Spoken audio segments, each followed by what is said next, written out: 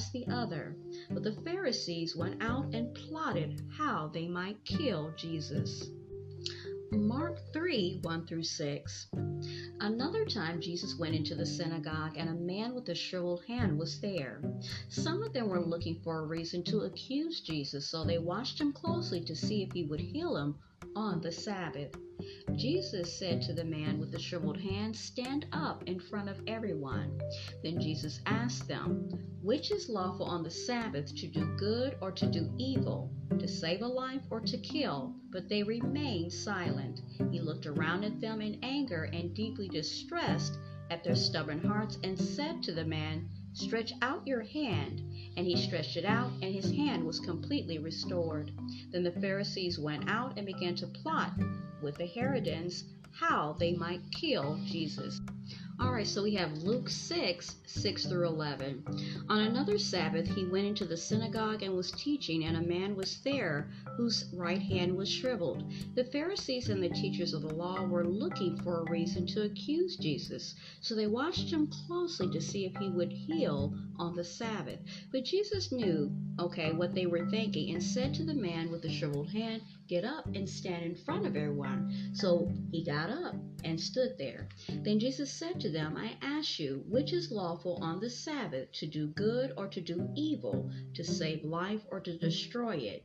And he looked around at them, and then he said to the man, "Stretch out your hand." He did so, and his hand was completely restored. But the Pharisees and the teachers of the law were furious and began to discuss with one another what they might actually do to Jesus. All right, so Proverbs 12:10. The righteous care for the needs of their animals, but the kindest acts of the wicked are cruel. And our last Bible reading is Exodus 20:8-10. Remember the Sabbath day by keeping it holy. 6 days you shall labor and do all your work, but the seventh day is a Sabbath to the Lord your God. On it you shall not do any work, neither you nor your son or daughter, nor your male or female servant, nor your animals, nor any foreigner residing in your towns. New on Teachable Moments with April podcast Bible study.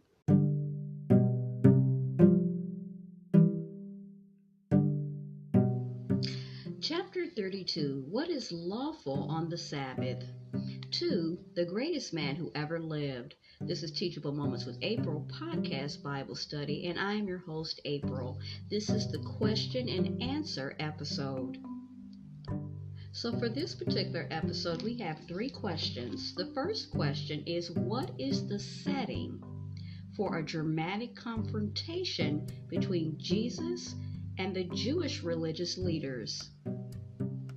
Okay, so we see at Matthew chapter 12, verses 9-14, that the actual setting for this dramatic confrontation between Jesus and the very prominent Jewish religious leaders of that area and that time is on the Sabbath again, and Jesus is visiting a synagogue near the Sea of Galilee, in which Jesus actually encounters a man with a withered right hand, and the scribes and the Pharisees have been watching him all along, so they all are kind of leaning in and watching closely to see if Jesus will actually heal him.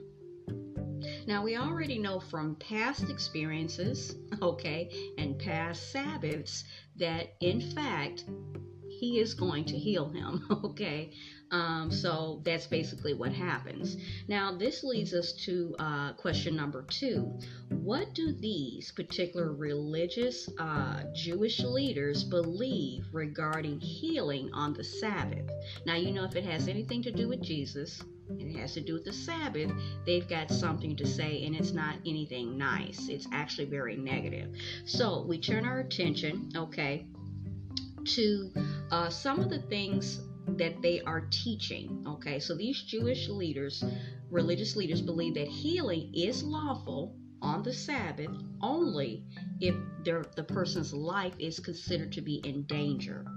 Now, they also teach, for example, that on the Sabbath it is unlawful to set a bone, or to bandage a sprain.